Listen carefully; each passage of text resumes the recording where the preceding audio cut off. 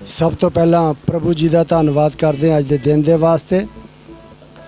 मैं विनोद कुमार मसीह के लोग चैनल तो और अज असी आए हैं अरुण जाए थापर जी के कोल, जिन्हों ने अपनी म्यूजिक अकैडमी का उद्घाटन किया है।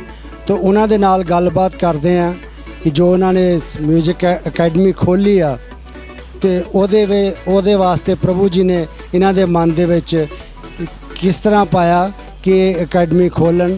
तो करते हैं गल अरुण जॉय थापर जी दे नाल। हाँ जी थापर जी, सब तो पहला तुहाडा धन्नवाद करते हैं, तो उस तो बाद तुहानूं वधाइयां भी दिंदे हैं कि तुसीं इस म्यूजिक अकैडमी का उद्घाटन किया है।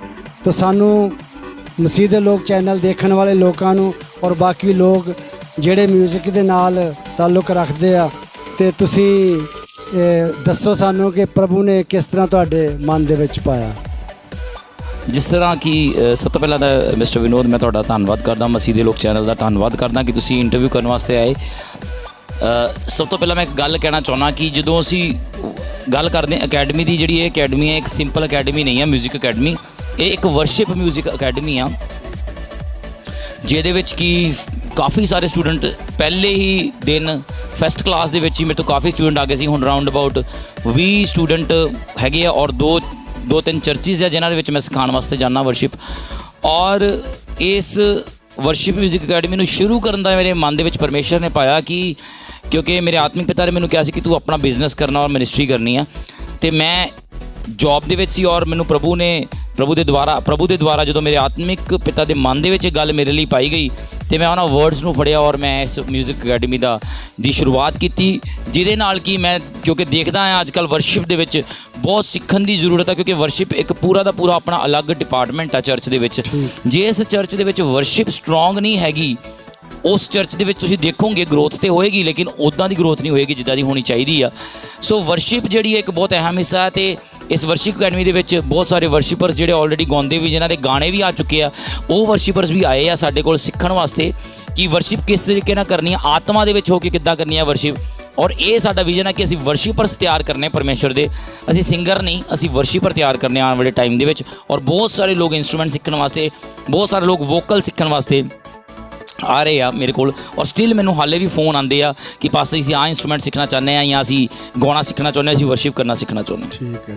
तो एक मैं तुहानूं क्वेश्चन ये पूछना चाहना कि जदों दा तुहानूं मैं मतलब देखदा तुसीं हर एक साज बजा लेंदे हो, जिहदे विच कैसियो भी आ जांदा, गिटार भी आ जांदी, तबला भी आ जांदा और सारियां चीज़ां म्यूजिक दियां जो अजकल चलदियां वो तुसीं सारियां चीज़ां बजा लेंदे हो।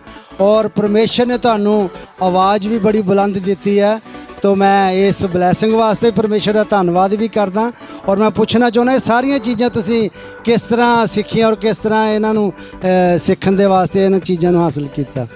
देखो मैं छोटा जिहा हुंदा सी और उस टाइम ते पास्ट अर्नेस्टमल पास्टर सुभाष गिल साडे इत्थे सूरानसी दे विच आए सी, इंडिया दे विच फस्ट टाइम वो इत्थे आए सी साडे कोल सूरानसी दे विच। और जो वर्शिप करते पे सी मैं उन्होंने देखता पाया सी, मैं मन दे विच छोटा सा 10 साल का होना मेरे ख्याल नाल, हाँ 8-10 साल का होना। तो मैं मन दे विच सोचदा ही आया प्रभु मैनूं इन्हां नाल बजाउण दा कदी मौका मिले तो मैं किन्ना वधिया। हाले मैनूं बजाउणा भी नहीं आउंदा सी इन्ना कुछ, पर तां भी मैं कहा चलो मैनूं प्रभु बजाउण दा इन्हां नाल मौका मिले। और तुसीं मन्नोगे उन्होंने एक कैसेट रिलीज़ की थी लौट आ, और वो कैसेट असीं इन्नी सुनी कि सानूं पता लगा कि अच्छा रियल वर्शिप का मतलब है की आ। उस तो बाद उस इंसीडेंस तो 13 साल बाद मैनू प्रभु ने चांस दिता कि मैं पास्टर सुभाष गिल नाल स्टेज शेयर करा, उन्होंने मैं गाया, उन्होंने मैं बजाया और प्रभु ने बहुत आशीषित किया मैनू। और वो मैनू हमेशा कहते थे कि अरुण तेरी कॉलिंग बहुत वड्डी आ परमेश्वर दे विच। और उस तो बाद जो मेरी लाइफ दे विच चेंज आया, जो मेरी लाइफ च टेस्टमनी बनी, जो मैं जानिया प्रभु नूं सही तरीके नाल कि प्रभु कौन आ, किद्दां प्रभु नूं असीं फॉलो कर सकते हैं। उस तो बाद मेरी लाइफ दे विच मैं ते मेरी वाइफ ने बैपटिज्म लिया, साडी लाइफ च कुछ भी चीज़ सेम नहीं रही, साडी मिनिस्ट्री भी ग्रो की और प्रभु ने सानूं उदां भी बहुत वधाया। और ये इंस्ट्रूमेंट जिहड़े मैं किसी तो नहीं सीखे, ये प्रभु की ग्रेस आ, प्रभु का अनुग्रह आ कि मैनू प्रभु ने ये सिखाए, विजडम दे के अकल दे के मैनू सिखाए। ठीक है जी। तो मैं एजुकेशन के मामले विच भी तुहाडे कोल क्वेश्चन पूछना चाहना कि तुहाडी जिहड़ी एजुकेशन आ वो भी काफ़ी आ ਤੇ ਜਿਹੜੀ ਐਜੂਕੇਸ਼ਨ ਤੁਹਾਨੂੰ ਇਹ ਪਰਮੇਸ਼ਰ ਨੇ ਤੁਹਾਨੂੰ ਇਸ ਐਜੂਕੇਸ਼ਨ ਦੇ ਨਾਲ ਬਲੈਸ ਕੀਤਾ ਉਹਦੇ ਬਾਰੇ ਵੀ ਥੋੜਾ ਜਿਹਾ ਸਾਨੂੰ ਦੱਸੋ, ਸਾਡੇ ਦਰਸ਼ਕਾਂ ਨੂੰ ਦੱਸੋ। ਮੈਂ ਤੁਹਾਨੂੰ ਇਹ ਬਹੁਤ ਵੱਡੀ ਟੈਸਟਮਨੀ ਆ, ਬਹੁਤ ਵੱਡੀ ਗਵਾਹੀ ਆ ਮੇਰੀ ਲਾਈਫ ਦੀ ਕਿ ਜਦੋਂ ਮੇਰੀ ਮਦਰ ਦੀ ਡੈਥ ਹੋ ਗਈ ਸੀ, ਮੈਂ ਉਦੋਂ 7th ਕਲਾਸ ਦੇ ਵਿੱਚ ਸੀ ਔਰ 8th ਤੱਕ ਮੈਂ ਜਿਹੜਾ ਪੜ੍ਹਿਆ ਉਹ ਮੈਂ ਇੰਗਲਿਸ਼ ਮੀਡੀਅਮ ਸਕੂਲ ਦੇ ਵਿੱਚ ਪੜ੍ਹਿਆ, CBSE ਵਾਲੇ ਸਕੂਲ ਦੇ ਵਿੱਚ ਪੜ੍ਹਿਆ। ਲੇਕਿਨ ਉਸ ਤੋਂ ਬਾਅਦ ਸਾਡੇ ਫਾਦਰ ਕੋਲ ਇੰਨੇ ਪੈਸੇ ਨਹੀਂ ਹੁੰਦੇ ਸੀ ਕਿ ਅਸੀਂ ਪੜ੍ਹ ਸਕੀਏ ਉੱਥੇ, ਤੇ ਸਾਡੇ ਫਾਦਰ ਨੇ ਸਾਨੂੰ ਪੰਜਾਬੀ ਸਕੂਲ ਦੇ ਵਿੱਚ ਪਾ ਦਿੱਤਾ। ਤੇ ਉੱਥੇ ਜਦੋਂ ਮੈਨੂੰ ਉਹਨਾਂ ਨੇ ਪਾ ਦਿੱਤਾ, ਮੈਨੂੰ ਮੇਰੇ ਬ੍ਰਦਰ ਨੂੰ ਪਾ ਦਿੱਤਾ ਗਿਆ। ਅਸੀਂ 9ਵੀਂ 10ਵੀਂ ਮੈਂ ਉੱਥੋਂ ਪੰਜਾਬ ਸਕੂਲ ਐਜੂਕੇਸ਼ਨ ਬੋਰਡ ਤੋਂ ਕੀਤੀ। ਲੇਕਿਨ ਪ੍ਰਭੂ ਦੀ ਦਇਆ ਉੱਥੇ ਕਿਰਪਾ ਮੇਰੇ 'ਤੇ ਉਸ ਟਾਈਮ 'ਤੇ ਵੀ ਸੀਗੀ ਕਿ ਮੈਂ ਟੌਪ ਕੀਤਾ 10ਵੀਂ ਦੇ ਵਿੱਚ। ਔਰ ਜਦੋਂ ਮੈਂ ਟੌਪ ਕੀਤਾ 10ਵੀਂ ਦੇ ਵਿੱਚ, ਉਸ ਤੋਂ ਬਾਅਦ +1 +2 ਮੈਂ ਮੈਡੀਕਲ ਦੇ ਵਿੱਚ ਕੀਤੀ। ਤੁਸੀਂ ਹਿਸਾਬ ਲਾਓ ਕਿ ਮੈਂ ਪੰਜਾਬੀ ਸਕੂਲ 'ਚ 10ਵੀਂ ਕਰਕੇ 11ਵੀਂ 12ਵੀਂ ਜਿਹੜੀ ਕੀਤੀ, ਫਿਰ ਦੁਬਾਰਾ ਇੰਗਲਿਸ਼ ਸਕੂਲ ਦੇ ਵਿੱਚ ਕੀਤੀ। ਮਤਲਬ ਲੋਕੀ ਇੰਗਲਿਸ਼ ਸਕੂਲ ਤੋਂ ਪੰਜਾਬੀ ਜਾਂਦੇ, ਮੈਂ ਪੰਜਾਬੀ ਤੋਂ ਇੰਗਲਿਸ਼ ਸਕੂਲ ਦੇ ਵਿੱਚ ਗਿਆ। ਪ੍ਰਭੂ ਦੀ ਮਹਿਮਾ ਪ੍ਰਭੂ ਦੀ ਹੋਵੇ ਇਸ ਗੱਲ ਦੇ ਲਈ, ਅਨੁਗ੍ਰਹਿ ਪ੍ਰਭੂ ਦਾ ਸੀਗਾ। ਉਸ ਤੋਂ ਬਾਅਦ ਮੈਂ BSc ਕਰਨੀ ਸ਼ੁਰੂ ਕੀਤੀ ਮੈਡੀਕਲ ਦੇ ਵਿੱਚ, ਔਰ ਉਹ ਵੀ ਮੈਨੂੰ ਕਿਸੇ ਨੇ ਸਪੋਰਟ ਕੀਤਾ। ਮੈਨੂੰ ਕਿਸੇ ਕੋਈ ਡਿਵਾਈਨ ਹੈਲਪਰ ਮੇਰੀ ਲਾਈਫ ਦੇ ਵਿੱਚ ਆਇਆ ਜਿਹਨੇ ਮੈਨੂੰ ਸਪੋਰਟ ਕੀਤਾ ਔਰ ਮੈਂ ਆਪਣੀ ਸਟੱਡੀ ਨੂੰ ਕੰਪਲੀਟ ਕੀਤਾ। ਕਿਉਂਕਿ ਮੇਰੇ ਫਾਦਰ ਦੀ ਤਨਖਾਹ ਜਿਹੜੀ ਸੀ ਸਿਰਫ 2000 ਰੁਪੀਜ਼ ਪਰ ਮੰਥ ਸੀਗੀ। 2000 ਰੁਪਏ ਦੇ ਵਿੱਚ ਅਸੀਂ ਘਰ ਨੂੰ ਵੀ ਚਲਾਉਣਾ ਔਰ ਪੜ੍ਹਾਈ ਵੀ ਕਰਨੀ, ਔਰ ਪ੍ਰਭੂ ਨੇ ਬਹੁਤ ਅਨੁਗ੍ਰਹਿ ਦਿੱਤਾ ਕਿ ਅਸੀਂ ਪੜ੍ਹ ਸਕੀਏ। ਮੈਂ BSc ਕੀਤੀ, MSc ਕੀਤੀ। MSc ਦੇ ਵਿੱਚ ਫਿਰ ਮੈਂ ਮੈਰਿਟ ਹੋਲਡਰ ਹਾਂ, ਮੈਂ ਯੂਨੀਵਰਸਿਟੀ ਪੋਜੀਸ਼ਨ ਹੋਲਡਰ ਹਾਂ। MSc ਮੈਂ ਜ਼ੂਲੌਜੀ ਦੇ ਵਿੱਚ ਕੀਤੀ ਔਰ ਮੈਂ DAV ਕਾਲਜ 1 ਸਾਲ ਪੜ੍ਹਾਇਆ। ਉਸ ਤੋਂ ਬਾਅਦ ਮੈਂ B.Ed ਕਰਨੀ ਸ਼ੁਰੂ ਕੀਤੀ, ਫਿਰ ਮੈਂ M.Ed ਕੀਤੀ, ਉਹ 'ਚ ਵੀ ਮੇਰੀ ਯੂਨੀਵਰਸਿਟੀ ਪਲੇਸ ਆ। ਫਿਰ ਇੱਕ ਟੈਸਟ ਹੁੰਦਾ UGC JRF ਦਾ, ਉਹ ਵੀ ਮੇਰਾ ਕਲੀਅਰ ਹੋਇਆ ਪ੍ਰਭੂ ਦੀ ਗ੍ਰੇਸ ਦੇ ਨਾਲ ਔਰ ਮੇਰੇ ਕਾਫੀ ਨੰਬਰ ਸੀਗੇ। ਫਿਰ ਮੈਂ PhD ਕਰਨ ਵਾਸਤੇ Guru Nanak Dev university department of education ਉੱਥੇ ਰਿਹਾ 4 ਸਾਲ, ਇੱਕ ਸੀਨੀਅਰ ਸਾਇੰਟਿਸਟ ਦੀ ਤਰ੍ਹਾਂ ਉੱਥੇ ਮੈਂ ਕੰਮ ਕੀਤਾ। ਪਰ ਪ੍ਰਭੂ ਦੀ ਯੋਜਨਾ ਸੀ ਮੇਰੀ ਲਾਈਫ ਦੇ ਵਿੱਚ ਔਰ ਪ੍ਰਭੂ ਨੇ ਮੈਨੂੰ ਚੁਣਿਆ ਆਪਣੇ ਕੰਮਾਂ ਦੇ ਲਈ ਔਰ ਮੈਂ ਮਿਨਿਸਟਰੀ ਸਟਾਰਟ ਕੀਤੀ ਔਰ ਪ੍ਰਭੂ ਨੇ ਫਲਵੰਤ ਕੀਤਾ ਔਰ ਉਸ ਤੋਂ ਬਾਅਦ ਸਾਰੀਆਂ ਚੀਜ਼ਾਂ ਤੁਹਾਡੇ ਸਾਹਮਣੇ ਆ। ਠੀਕ ਹੈ ਜੀ। ਤੇ ਇੱਕ ਤੁਹਾਡਾ ਬਹੁਤ ਹੀ ਵਧੀਆ ਔਰ ਵੱਡਾ ਅਨੁਭਵ ਹੈ ਜਿਹੜਾ ਤੁਸੀਂ ਅਪੋਸਟਲ ਅੰਕਲ ਨੂਲਾ ਜੀ ਦੀ ਸਟੇਜ ਦੇ ਉੱਤੇ ਵੀ ਉੱਥੇ ਤੁਸੀਂ ਵਰਸ਼ਿਪ ਵੀ ਕੀਤੀ ਆ, ਉਹਦੇ ਬਾਰੇ ਵੀ ਥੋੜ੍ਹਾ ਜਿਹਾ ਸਾਡੇ ਦਰਸ਼ਕਾਂ ਨੂੰ ਦੱਸੋ। ਇਹ ਪ੍ਰਭੂ ਦਾ ਅਨੁਗ੍ਰਹਿ ਹੈ ਕਿ ਖਾਂਬਰਾ ਚਰਚ ਦੀ ਹਿਸਟਰੀ ਦੇ ਵਿੱਚ ਸਿਰਫ 2 ਹੀ ਵਰਸ਼ਿਪਰ ਇੱਦਾਂ ਦੇ ਜਿਨ੍ਹਾਂ ਨੇ ਉੱਥੇ ਵਰਸ਼ਿਪ ਕੀਤੀ ਆ। ਪਹਿਲਾ ਮੈਂ ਆ ਤੇ ਦੂਜੀ ਹੈਗੀ ਸਿਸਟਰ ਸੋਨੀਆ ਗਿੱਲ। ਤੇ ਜਦੋਂ ਮੈਨੂੰ ਪਤਾ ਲੱਗਾ ਕਿ ਉੱਥੇ ਵਰਸ਼ਿਪ ਕਰਨੀ ਆ, ਮੈਂ ਇਮੇਜਿਨ ਵੀ ਨਹੀਂ ਕਰ ਸਕਦਾ ਸੀ ਕਿ ਇੱਦਾਂ ਸਾਡੇ ਆਤਮਿਕ ਪਿਤਾ ਸਾਨੂੰ ਮੌਕਾ ਦੇਣਗੇ ਕਿ ਉੱਥੇ ਵਰਸ਼ਿਪ ਕਰਨੀ। ਉਹਨਾਂ ਨੇ ਕਿਹਾ ਕਿ ਅਰੁਣ ਔਰ ਉਹਦੀ ਟੀਮ ਵਰਸ਼ਿਪ ਕਰੇਗੀ ਔਰ ਮੈਂ ਹੈਰਾਨ ਸੀ ਉਸ ਗੱਲ ਤੋਂ। ਔਰ ਤੁਸੀਂ ਮੰਨੋਗੇ ਉਸ ਵਰਸ਼ਿਪ ਮੇਰੀ ਟੀਮ ਔਰ ਮੈਂ ਉਹ ਵਰਸ਼ਿਪ ਦੇ ਵਿੱਚ ਜਾਣ ਤੋਂ ਬਾਅਦ, ਉਹ ਵਰਸ਼ਿਪ ਉੱਥੇ ਕਰਨ ਤੋਂ ਬਾਅਦ, ਖਾਂਬਰਾ ਦੇ ਪੁਲਪਿਟ ਤੇ ਵਰਸ਼ਿਪ ਕਰਨ ਤੋਂ ਬਾਅਦ ਸਾਡੀ ਲਾਈਫ ਅਬੰਡੈਂਟਲੀ ਬਲੈਸ ਹੋਈ। ਪਰਮੇਸ਼ਰ ਨੇ ਸਾਨੂੰ ਹਰ ਇੱਕ ਦਿਸ਼ਾ ਤੋਂ ਬਲੈਸ ਕੀਤਾ। ਸਾਡੇ ਕੋਲ ਇੰਸਟਰੂਮੈਂਟ ਕੋਈ ਨਹੀਂ ਆਪਣਾ, ਪਰਮੇਸ਼ਰ ਨੇ ਅੱਜ ਸਾਨੂੰ ਸਾਰੇ ਇੰਸਟਰੂਮੈਂਟ ਦਿੱਤੇ। ਅੱਜ ਸਾਡੇ ਕੋਲ ਇੰਸਟਰੂਮੈਂਟ ਮਹਿੰਗੇ ਇੰਸਟਰੂਮੈਂਟ ਆ, ਸਾਡੇ ਕੋਲ ਸਾਊਂਡ ਸਿਸਟਮ ਬੜਾ ਵਧੀਆ ਆ, ਸਭ ਕੁਝ ਪ੍ਰਭੂ ਨੇ ਬਲੈਸ ਕੀਤਾ ਸਾਨੂੰ ਔਰ ਅਦਭੁਤ ਤਰੀਕੇ ਦੇ ਨਾਲ ਪਰਮੇਸ਼ਰ ਨੇ ਬਲੈਸ ਕੀਤਾ। ਸੋ ਮੈਂ ਸਾਰਾ ਆਦਰ ਤੇ ਮਹਿਮਾ ਪਰਮੇਸ਼ਰ ਨੂੰ ਦਿੰਦਾ ਇਸ ਗੱਲ ਵਾਸਤੇ। ਤੇ ਅੱਗੇ ਦੀ ਜਿਹੜੀ ਤੁਹਾਡੀ ਇਹ ਯੋਜਨਾ ਹੈਗੀ ਹੈ ਅਕੈਡਮੀ ਦੀ, ਹਾਂਜੀ, ਇਹ ਤੁਹਾਡੇ ਹੁਣ ਪ੍ਰਭੂ ਨੇ ਜਿੱਦਾਂ ਤੁਹਾਨੂੰ ਇਸ ਪਾਸੇ ਚੁਣਿਆ ਆ, ਇਸ ਕੰਮ ਵੱਲ ਲਾਇਆ, ਤੇ ਤੁਹਾਡੀ ਜਿਹੜੀ ਯੋਜਨਾ ਉਹ ਕਿਸ ਲੈਵਲ ਤੱਕ ਹੈਗੀ ਹੈ? ਤੁਸੀਂ ਕਿੱਥੋਂ ਤੱਕ ਹੁਣ ਇਹਦੀ ਮਤਲਬ ਮੇਰਾ ਹਾਂਜੀ ਵਿਨੋਦ ਜੀ, ਮੇਰਾ ਵਿਜ਼ਨ ਜਿਹੜਾ ਆ ਉਹ ਇਹ ਆ ਕਿ ਆਉਣ ਵਾਲੇ ਸਮੇਂ ਦੇ ਵਿੱਚ ਜਿੰਨੇ ਵੀ ਚਰਚਿਸ ਆ, ਪਹਿਲਾਂ ਤਾਂ ਪੰਜਾਬ ਦੇ ਚਰਚਿਸ ਨੂੰ ਫੋਕਸ ਕੀਤਾ ਜਾਵੇ ਕਿ ਹਾਂ ਵੀ ਜਿੰਨੇ ਵੀ ਚਰਚਿਸ ਹੈਗੇ ਆ ਉਹਨਾਂ ਚਰਚਿਸ ਦੇ ਵਿੱਚ ਜਿਹੜੀ ਵਰਸ਼ਿਪ ਆ ਉਹ ਸਪਿਰਿਟ ਫਿਲਡ, ਆਤਮਾ ਦੇ ਨਾਲ ਭਰੀ ਹੋਈ ਵਰਸ਼ਿਪ ਹੋਵੇ। ਤੇ ਲੋਕ ਜਿਹੜੇ ਆ ਜਦੋਂ ਵਰਸ਼ਿਪ ਕਰਨ, ਲੋਕਾਂ ਦੇ ਜੀਵਨ ਚੇਂਜ ਹੋਣ, ਲੋਕਾਂ ਦੀਆਂ ਲਾਈਫਸ ਚੇਂਜ ਹੋਣ, ਲੋਕਾਂ ਦੇ ਜੀਵਨ ਤਬਦੀਲ ਹੋਣ, ਲੋਕੀ ਹੀਲ ਹੋਣ, ਲੋਕ ਡਿਲੀਵਰ ਹੋਣ। ਸੋ ਇਹ ਵਿਜ਼ਨ ਲੈ ਕੇ ਮੈਂ ਵਰਸ਼ਿਪਰਸ ਨੂੰ ਸਿਖਾਉਣਾ ਚਾਹੁੰਦਾ ਕਿ ਉਸ ਮੱਸਾ ਦੇ ਨਾਲ, ਉਸ ਅਨੋਇੰਟਿੰਗ ਦੇ ਨਾਲ ਉਹ ਵਰਸ਼ਿਪ ਕਰਨ। ਦੇਖੋ ਮਿਊਜ਼ਿਕ ਇੱਕ ਬਿਲਕੁਲ ਅਲੱਗ ਚੀਜ਼ ਆ, ਵਰਸ਼ਿਪ ਇੱਕ ਬਿਲਕੁਲ ਅਲੱਗ ਚੀਜ਼ ਆ। ਵਰਸ਼ਿਪ ਦੇ ਵਿੱਚ ਅਸੀਂ ਰਹਿਣਾ ਸੁਰ ਦੇ ਵਿੱਚ ਆ, ਰਹਿਣਾ ਤਾਲ ਦੇ ਵਿੱਚ ਆ, ਲੇਕਿਨ ਜੇ ਤੁਸੀਂ ਸਪਿਰਿਟ ਦੇ ਵਿੱਚ ਨਹੀਂ ਹੈਗੇ ਤਾਂ ਫਿਰ ਤੁਹਾਡੀ ਉਸ ਵਰਸ਼ਿਪ ਦਾ ਕੋਈ ਫਾਇਦਾ ਨਹੀਂ। ਜੇ ਤੁਸੀਂ ਇਕੱਲੇ ਸੁਰ ਲਗਾ ਰਹੇ ਹੋ ਔਰ ਤੁਸੀਂ ਲੈ ਦੇ ਵਿੱਚ ਗਾ ਰਹੇ ਆ, ਬਟ ਸਪਿਰਿਟ ਦੇ ਵਿੱਚ ਹੋ ਕੇ ਵਰਸ਼ਿਪ ਕਰਨੀ ਇੱਕ ਬੜੀ ਅਲੱਗ ਚੀਜ਼ ਆ। ਔਰ ਉਹੀ ਚੀਜ਼ ਮੈਂ ਸਿਖਾਉਂਦਾ ਪਿਆ ਔਰ ਉਹੀ ਮੇਰਾ ਵਿਜ਼ਨ ਆ ਪ੍ਰਭੂ ਨੇ ਜਿਹੜਾ ਮੈਨੂੰ ਦਿੱਤਾ ਆ। ਔਰ ਆਉਣ ਵਾਲੇ ਸਮੇਂ ਦੇ ਵਿੱਚ, ਆਉਣ ਵਾਲੇ ਟਾਈਮ ਦੇ ਵਿੱਚ ਮੈਂ ਚਾਹੁੰਦਾ ਪੰਜਾਬ ਦੇ ਵਿੱਚ ਇੱਕ ਤੁਸੀਂ ਰੈਵੋਲੂਸ਼ਨ ਨੂੰ ਦੇਖੋਗੇ ਵਰਸ਼ਿਪ ਦੀ, ਔਰ ਤੁਸੀਂ ਦੇਖੋਗੇ ਕਿ ਵਰਸ਼ਿਪ ਦਾ ਰੀਅਲ ਮੀਨਿੰਗ ਕੀ ਆ ਔਰ ਲੋਕੀ ਬਲੈਸਡ ਹੋਣਗੇ ਉਸ ਵਰਸ਼ਿਪ ਦੇ ਦੁਆਰਾ। ਠੀਕ ਹੈ। ਤੋ ਇੱਕ ਹੁਣ ਉਹਨਾਂ ਬੱਚਿਆਂ ਵਾਸਤੇ ਮੈਂ ਕੁਐਸਚਨ ਪੁੱਛਣਾ ਚਾਹਣਾ ਵੀ ਸਿੱਖਣਾ ਤੇ ਕਾਫੀ ਬੱਚੇ ਚਾਹੁੰਦੇ ਆ। ਹਾਂਜੀ, ਕਈ ਫਾਈਨੈਂਸ਼ੀਅਲ ਤੌਰ ਦੇ ਉੱਤੇ ਘਰੋਂ ਇੰਨੇ ਮਤਲਬ ਨਹੀਂ ਹੁੰਦੇ, ਕਿਉਂਕਿ ਪੈਸੇ ਤੋਂ ਬਗੈਰ ਅੱਜ ਕੱਲ੍ਹ ਕੋਈ ਵੀ ਕੰਮ ਨਹੀਂ ਹੁੰਦਾ। ਹਾਂਜੀ, ਤੇ ਥੋੜ੍ਹਾ ਬਹੁਤਾ ਖਰਚਾ ਕਰਨਾ ਪੈਂਦਾ। ਤੇ ਜਿਹੜੇ ਬੱਚੇ ਉਹਨਾਂ ਦੇ ਵਿੱਚ ਟੈਲੈਂਟ ਤਾਂ ਹੋਊਗਾ, ਲੇਕਿਨ ਉਹ ਘਰ ਦਾ ਇੰਨਾ ਅਫੋਰਡ ਨਹੀਂ ਕਰ ਸਕਣਗੇ ਕਿ ਅਸੀਂ ਮੰਨ ਲਓ ਫੀਸ ਦੇ ਸਕੀਏ ਜਾਂ ਮੰਨ ਲਓ ਉਹਨਾਂ ਦੇ ਆਉਣ ਜਾਣ ਦਾ ਸਾਧਨ, ਇੱਦਾਂ ਦੀਆਂ ਮੁਸ਼ਕਿਲਾਂ ਉਹਨਾਂ ਦੇ ਵਿੱਚ ਹੋਣਗੀਆਂ। ਕੀ ਕੋਈ ਇੱਦਾਂ ਦਾ ਵੀ ਤੁਹਾਡੀ ਯੋਜਨਾ ਹੈ ਪਰਮੇਸ਼ਰ ਨੇ ਪਾਈ ਹੋਈ ਕਿ ਉਹਨਾਂ ਦੀ ਤੁਸੀਂ ਹੈਲਪ ਕਰੋ? ਦੇਖੋ ਮਿਸਟਰ ਵਿਨੋਦ, ਤੁਸੀਂ ਬਹੁਤ ਵਧੀਆ ਸਵਾਲ ਪੁੱਛਿਆ ਔਰ ਇਹ ਮੇਰੇ ਪਰਮੇਸ਼ਰ ਨੇ ਮੇਰੇ ਮਨ ਦੇ ਵਿੱਚ ਪਹਿਲਾਂ ਪਾਇਆ ਹੋਇਆ ਇਸ ਗੱਲ ਨੂੰ ਕਿ ਜਿਹੜੇ ਬੱਚੇ ਡਿਜ਼ਰਵਿੰਗ ਆ, ਜਿਹੜੇ ਸਿੱਖਣਾ ਚਾਹੁੰਦੇ ਪ੍ਰਭੂ ਦੇ ਲਈ ਔਰ ਜਿਨ੍ਹਾਂ ਕੋਲ ਪੈਸੇ ਨਹੀਂ ਹੈਗੇ, ਮੈਂ ਉਹਨਾਂ ਨੂੰ ਅੱਜ ਇਹ ਮੈਂ ਤੁਹਾਡੇ ਚੈਨਲ ਦੇ ਮਾਧਿਅਮ ਤੋਂ ਇਹ ਗੱਲ ਕਹਿਣਾ ਚਾਹੁੰਦਾ ਕਿ ਉਹਨਾਂ ਨੂੰ ਬਿਲਕੁਲ ਫ੍ਰੀ ਆਫ ਕਾਸਟ ਸਿਖਾਇਆ ਜਾਏਗਾ। ਫ੍ਰੀ ਆਫ ਕਾਸਟ, ਕੋਈ ਪੈਸਾ ਨਹੀਂ ਲਿਆ ਜਾਵੇਗਾ, ਪਰ ਪ੍ਰੋਵਾਈਡਡ ਉਹ ਪ੍ਰੇਅਰਫੁਲ ਹੋਣ, ਉਹਨਾਂ ਦੀ ਲਾਈਫ ਪ੍ਰੇਅਰਫੁਲ ਹੋਵੇ ਔਰ ਉਹ ਸਿੱਖਣ। ਕਾਹਦੇ ਲਈ ਸਿੱਖਣਾ ਚਾਹੁੰਦੇ? ਪ੍ਰਭੂ ਦੀ ਮਹਿਮਾ ਦੇ ਲਈ ਸਿੱਖਣਾ ਚਾਹੁੰਦੇ, ਉਹਨਾਂ ਨੂੰ ਬਿਲਕੁਲ ਫ੍ਰੀ ਆਫ ਕਾਸਟ ਸਿਖਾਇਆ ਜਾਏਗਾ। ਜਿਹੜੇ ਦੇ ਸਕਦੇ ਆ ਉਹਨਾਂ ਦੀ ਗੱਲ ਵੱਖਰੀ ਆ, ਕਿਉਂਕਿ ਜਿਹੜਾ ਇਹ ਪੈਸਾ ਵੀ ਆਏਗਾ ਇਹ ਅਸੀਂ ਅੱਗੇ ਕਿੱਥੇ ਇਸਤੇਮਾਲ ਕਰਦਾ, ਇਹ ਪ੍ਰਭੂ ਨੇ ਸਾਨੂੰ ਪਹਿਲਾਂ ਦੱਸਿਆ ਹੈ ਕਿ ਅਸੀਂ ਇਹ ਪ੍ਰਭੂ ਦੇ ਕੰਮਾਂ ਨੂੰ ਵਧਾਉਣ ਵਾਸਤੇ ਇਸਤੇਮਾਲ ਕਰਨਾ। ਇਹ ਪੈਸਾ ਵੀ ਪ੍ਰਭੂ ਦੇ ਕੰਮਾਂ ਨੂੰ ਵਧਾਉਣ ਵਾਸਤੇ ਇਸਤੇਮਾਲ ਕਰਨਾ।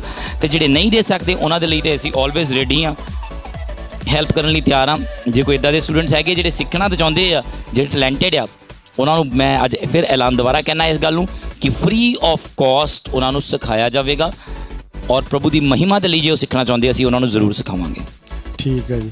ਤੇ ਹੁਣ ਤੁਸੀਂ ਅਕੈਡਮੀ ਦੇ ਨਾਲ ਕਿਉਂਕਿ ਇਹ ਵੀ ਇੱਕ ਬਹੁਤ ਵੱਡਾ ਵਿਜ਼ਨ ਆ, ਕਿਉਂਕਿ ਆਉਣ ਵਾਲੇ ਟਾਈਮ ਦੇ ਵਿੱਚ ਤੁਹਾਡੇ ਸਟੂਡੈਂਟ ਜਿਹੜੇ ਉਹ ਅੱਗੇ ਵਧਣੇ ਹੀ ਆ, ਤੇ ਤੁਸੀਂ ਅਲੱਗ-ਅਲੱਗ ਸ਼ਹਿਰਾਂ ਦੇ ਵਿੱਚ ਵੀ ਜਾਓਗੇ ਤੇ ਨਾਲ ਤੁਸੀਂ ਸੇਵਕਾਈ ਵੀ ਕਰਦੇ ਹੋ।